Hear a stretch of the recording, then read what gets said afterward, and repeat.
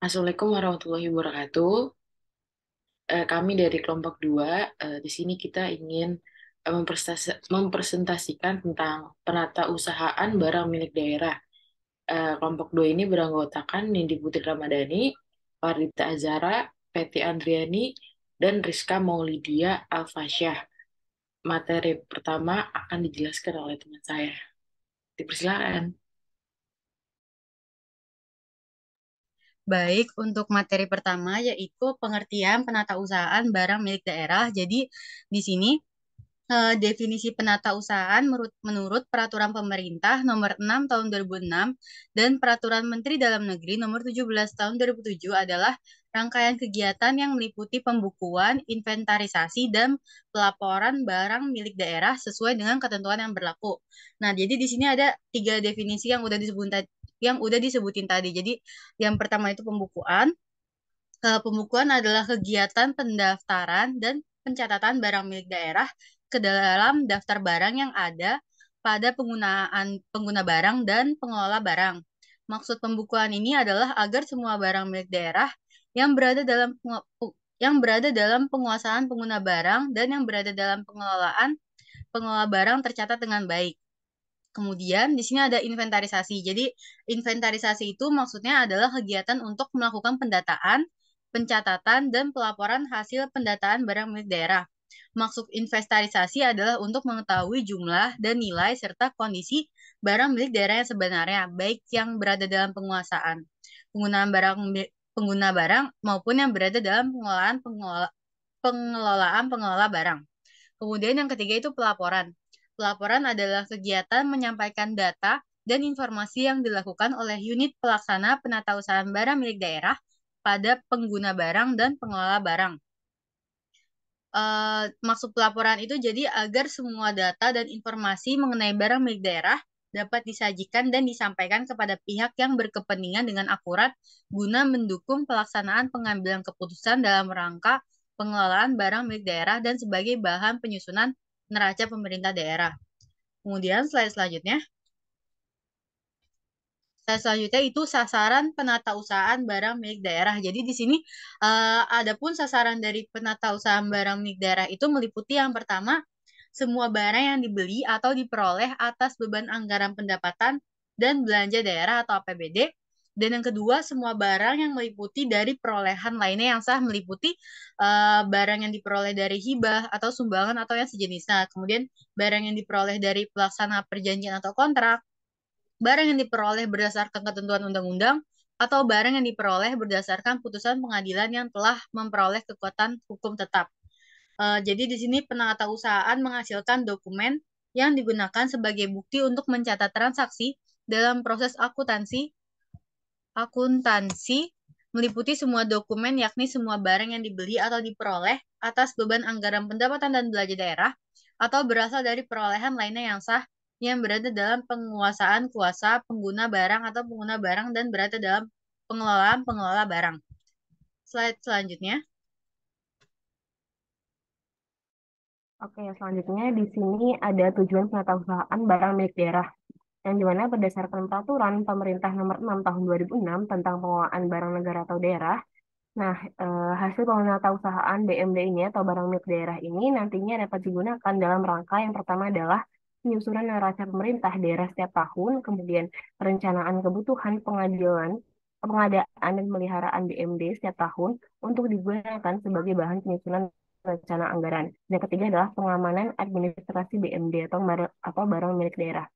Nah, kemudian dengan penatausahaan secara tertib, maka dapat dikatakan akan dihasilkan angka-angka yang tepat dan juga akurat yang berdampak pada tersedianya database yang memadai dalam menyusun perencanaan kebutuhan dan juga penganggaran aset daerah. Next.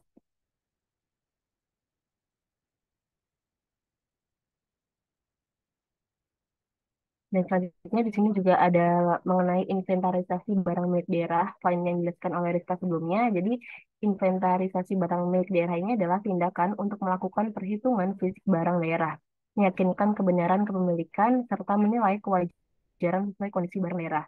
Nah, dari hasil inventarisasi tersebut dapat diketahui aktiva tetap yang benar-benar dimiliki oleh pemerintah daerah. Kemudian dilakukan penilaiannya sesuai dengan kebijakan akuntansi pemerintah daerah. Nah, tujuannya dari inventarisasi barang atau kekayaan daerah ini adalah untuk yang pertama meyakini keberadaan fisik barang yang ada pada dokumen inventaris dan juga ketepatan jumlahnya. Yang kedua, mengetahui kondisi terkini barang, yaitu misalnya kayak barangnya itu baik atau tidak, terus rusak ringan ataukah rusak berat. Dan juga yang ketiga adalah melaksanakan tertib administrasi seperti membuat usulan penghapusan barang yang sudah rusak berat maupun mempertanggungjawabkan barang yang tidak ditemukan atau hilang nantinya. Selanjutnya akan dijelaskan oleh rekan saya.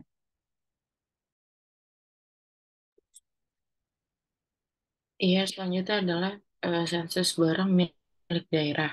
Sensus barang milik daerah adalah kegiatan yang dilakukan oleh pemerintah daerah untuk mengidentifikasi, mencatat, dan menginventarisasi semua barang milik daerah yang dimiliki dan dikelola. Tujuan dari sensus ini adalah untuk mendapatkan data yang akurat dan terperinci tentang aset-aset yang dimiliki oleh pemerintah daerah, sehingga memudahkan pengelolaan, pengawasan, dan pengambilan keputusan terkait dengan barang-barang tersebut. Tahapannya adalah yang pertama itu ada identifikasi barang. Identifikasi barang melibatkan pengenalan dan penentuan barang yang dimiliki oleh pemerintah daerah. Ini termasuk semua jenis aset seperti tanah, bangunan, kendaraan, peralatan, perlengkapan kantor, dan lain sebagainya. Selama sensus, setiap barang akan diberikan kode unik dan informasi rinci akan dicatat, termasuk spesifikasi teknis, kondisi, nilai, dan lokasi barang. Selanjutnya ada pencatatan dan inventarisasi. Pada tahap ini, barang-barang yang diidentifikasi akan dicatat dan diinventarisasi secara sistematis. Hal ini melibatkan penyusunan daftar barang yang terperinci, termasuk informasi seperti nomor inventaris, deskripsi barang, tanggal pengadaan, sumber pendanaan, dan nilai barang. Proses ini memastikan bahwa semua barang terdokumentasi dengan baik, mempermudah pelaporan, serta pengawasan dan pengendalian yang efektif. Selanjutnya ada penilaian aset. Penilaian aset dilakukan untuk menentukan nilai ekonomis barang yang dimiliki oleh pemerintah daerah. Nilai aset ini penting untuk pengambilan keputusan terkait pemeliharaan, penggantian, atau pemindah tanganan barang. Penilaian dapat dilakukan dengan berbagai metode seperti metode biaya perolehan, nilai wajar, atau metode lain yang sesuai dengan jenis barang dan kebutuhan pemerintah daerah. Selanjutnya ada pembaruan data. Sensus barang milik daerah harus dilakukan secara berkala untuk memastikan bahwa data yang tercatat tetap relevan dan akurat. Ketika ada perubahan dalam kepemilikan, kondisi, atau lokasi barang, pembaruan data harus dilakukan untuk mencerminkan perubahan tersebut. Pembaruan data yang teratur sangat penting dalam menjaga keakuratan inventarisasi aset pemerintah daerah.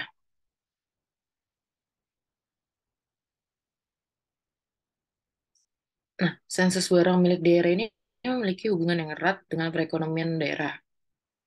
Pengelolaan aset yang efektif, sensus barang milik daerah membantu pemerintah daerah dalam mengelola aset-asetnya secara efektif dengan mengetahui jumlah, jenis, dan kondisi barang milik daerah. Pemerintah daerah hal ini dapat merencanakan penggunaan dan alokasi sumber daya dengan lebih baik. Hal ini dapat meningkatkan efisiensi penggunaan aset, mengurangi pemborosan, dan mengoptimalkan penggunaan dana publik. Dengan pengelolaan aset yang lebih baik, perekonomian daerah dapat mengalami pertumbuhan yang lebih baik dan berkelanjutan. Next.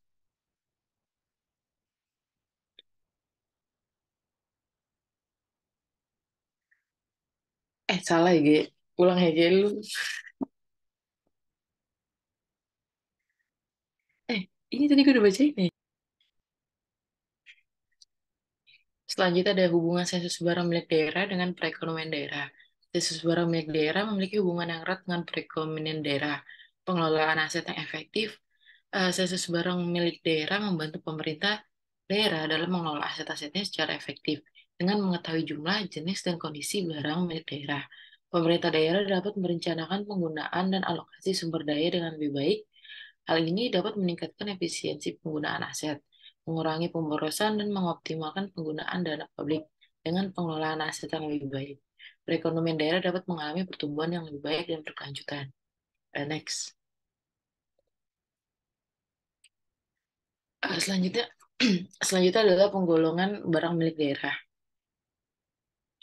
Penggolongan barang milik daerah adalah proses pengelompokan barang yang dimiliki oleh pemerintah daerah berdasarkan karakteristik, jenis, atau kriteria tertentu. Tujuan dari penggolongan ini adalah untuk memudahkan pengelolaan, pengawasan, dan pelaporan terhadap barang milik daerah. Nah, di sini ada 5 penggolongan. Yang pertama ini ada penggolongan berdasarkan karakteristik. Nah, salah satu cara umum untuk menggolongkan barang milik daerah adalah berdasarkan karakteristik atau sifat barang itu sendiri. Contoh penggolongan berdasarkan karakteristik adalah pemisahan antara barang bergerak seperti kendaraan, peralatan, dan perlengkapan dengan barang tidak bergerak seperti tanah dan bangunan. Pemisahan ini memungkinkan pemerintah daerah untuk mengelola dan memantau jenis barang yang berbeda secara efisien. Yang kedua, penggolongan berdasarkan fungsi atau pemakaian. Barang milik daerah juga dapat digolongkan berdasarkan fungsi atau pemakaian yang dimiliki. Misalnya, barang yang digunakan untuk pelayanan kesehatan seperti peralatan medis dapat digolongkan secara terpisah dari barang yang digunakan untuk pelayanan pendidikan seperti peralatan sekolah. Penggolongan ini mempermudah pengawasan dan perencanaan penggunaan barang sesuai dengan fungsinya masing-masing. Yang ketiga ada penggolongan berdasarkan nilai atau harga. Penggolongan barang milik daerah juga dapat dilakukan berdasarkan nilai atau harga barang. Barang yang memiliki nilai tinggi seperti tanah atau bangunan berharga dapat dikelompokkan secara terpisah dari barang dengan nilai lebih rendah seperti peralatan kantor. Hal ini membantu pemerintah daerah dalam melacak dan memantau aset dengan nilai yang signifikan, serta mengambil tindakan yang sesuai untuk melindungi dan memelihara barang tersebut. Yang keempat ada penggolongan berdasarkan umur atau kondisi. Penggolongan barang milik daerah dapat dilakukan berdasarkan umur atau kondisi barang. Barang yang baru diakuisisi atau baru digunakan dapat digolongkan dalam kategori baru atau dalam kondisi baik. Di sisi lain, barang yang sudah tua atau dalam kondisi rusak dapat digolongkan dalam kategori yang memerlukan perbaikan atau penggantian. Penggolongan ini eh, membantu pemerintah daerah dalam merencanakan pemeliharaan dan penggantian barang secara tepat waktu. Terakhir, penggolongan berdasarkan kepemilikan atau lokasi. Penggolongan barang milik daerah juga dapat dilakukan berdasarkan kepemilikan atau lokal si barang tersebut. Misalnya, barang yang dimiliki oleh suatu instansi tersebut dapat digolongkan dalam kategori yang terpisah atau barang yang berada di wilayah administratif tertentu dapat digolongkan dalam kelompok geografis yang berbeda. Penggolongan ini mempermudah pengawasan dan pengelolaan barang berdasarkan kepemilikan atau lokasinya. Selanjutnya akan dijelaskan oleh teman saya. Oke, selanjutnya ada kartu inventaris barang atau KIB. Nah, kartu inventaris barang ini adalah suatu kartu yang digunakan untuk mencatat dan mengendalikan barang-barang inventaris atau aset-aset organisasi. Ada 6 macam KIB, yaitu yang pertama KIB yang golongan A, atau juga bisa disebut dengan kartu inventaris barang bagian tanah. KIB yang A ini digunakan untuk mencatat inventaris berupa tanah yang dimiliki oleh suatu organisasi. Nah, pada kartu ini biasanya juga dapat informasi seperti luas tanah, lokasi, nomor sertifikat, dan nilai aset. Nah, yang kedua ada KIB bagian golongan B, yaitu mesin dan peralatan. Di KIB yang B ini digunakan untuk mencatat inventaris berupa alat-alat besar, alat angkutan, alat bengkel, alat pertanian, atau alat peternakan, atau alat kantor juga. Pada kartu ini biasa terdapat informasi seperti nomor urut jenis barang, nomor kode barang, jenis tipe-tipe barang, ukuran barang, dan nomor mesin. Yang ketiga ada KIB golongan C, yaitu gedung dan bangunan. Nah, KIB bagian C ini digunakan untuk mencatat inventaris berupa gedung dan bangunan yang dimiliki oleh suatu organisasi. Pada kartu ini biasanya terdapat informasi seperti nama gedung, alamat, luas bangunan, tahun pembangunan, dan nilai asetnya. Yang keempat, ada KIB golongan D yaitu jalan irigasi dan jaringan. KIB bagian D ini digunakan untuk mencatat inventaris berupa jalan irigasi dan jaringan yang dimiliki oleh suatu organisasi. Pada kartu ini biasanya terdapat informasi seperti nama jalan, irigasi, jaringan, panjang, lebar, tahun pembangunan, dan nilai aset. Yang kelima ada aset tetap lainnya atau golongan KIB yang digunakan untuk mencatat inventaris berupa aset tetap lainnya yang tidak termasuk ke dalam kategori kartu inventaris barang golongan A, B, atau C. Contohnya itu aset tetap, yaitu berupa peralatan mesin, kendaraan, furnitur, dan lain sebagainya. Pada kartu ini biasanya terdapat informasi seperti jenis aset, jumlah, kondisi, tahun perolehan, dan nilai aset. Nah, yang terakhir ada konstruksi KIB golongan F bagian konstruksi dalam pengerjaan. Nah, KIB bagian F ini digunakan untuk mencatat inventaris berupa konstruksi atau proyek yang sedang dalam pengerjaan. Pada kartu ini biasanya terdapat informasi seperti nama proyek, lokasi, tahap pengerjaan, dan nilai aset yang dikeluarkan. Nah, perlu diingat juga bahwa istilah dalam format kartu inventaris barang ini dapat bervariasi tergantung pada peraturan atau kebijakan yang berlaku di suatu negara atau organisasi. Next. Nah, selanjutnya ada pelaporan barang milik daerah. Yang pertama itu kuasa pengguna menyusun laporan barang. Yang kedua, Pembantu pengelola menghimpun seluruh laporan penggunaan barang. Yang ketiga, hasil sensus barang daerah dari kuasa pengguna direkap ke dalam buku inventaris dan disampaikan kepada pengelola. Yang keempat, buku induk inventaris sebagaimana dimaksudkan pada angka yang ketiga tadi merupakan saldo awal pada daftar mutasi barang tahun berikutnya. Yang kelima, membuat daftar mutasi barang dalam bentuk rekapitulasi. Yang keenam, mutasi barang dicatat secara tertib pada laporan mutasi barang dan daftar mutasi barang. Yang ketujuh, daftar mutasi barang selama 1 tahun itu disimpan di pembantu pengelola. Yang kedelapan, yang terakhir itu rekapitulasi itu seluruh barang milik daerah disampaikan kepada Menteri di Dalam Negeri. Next. Kesimpulan dari penatausahaan barang milik daerah merupakan aspek kritis dalam manajemen aset pemerintahan.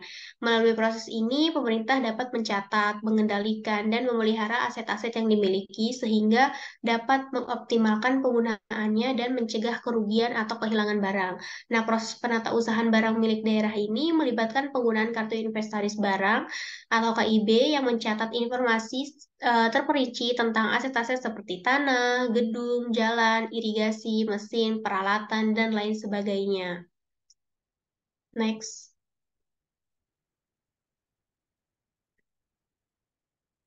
Terima kasih, saya kembalikan kepada moderator.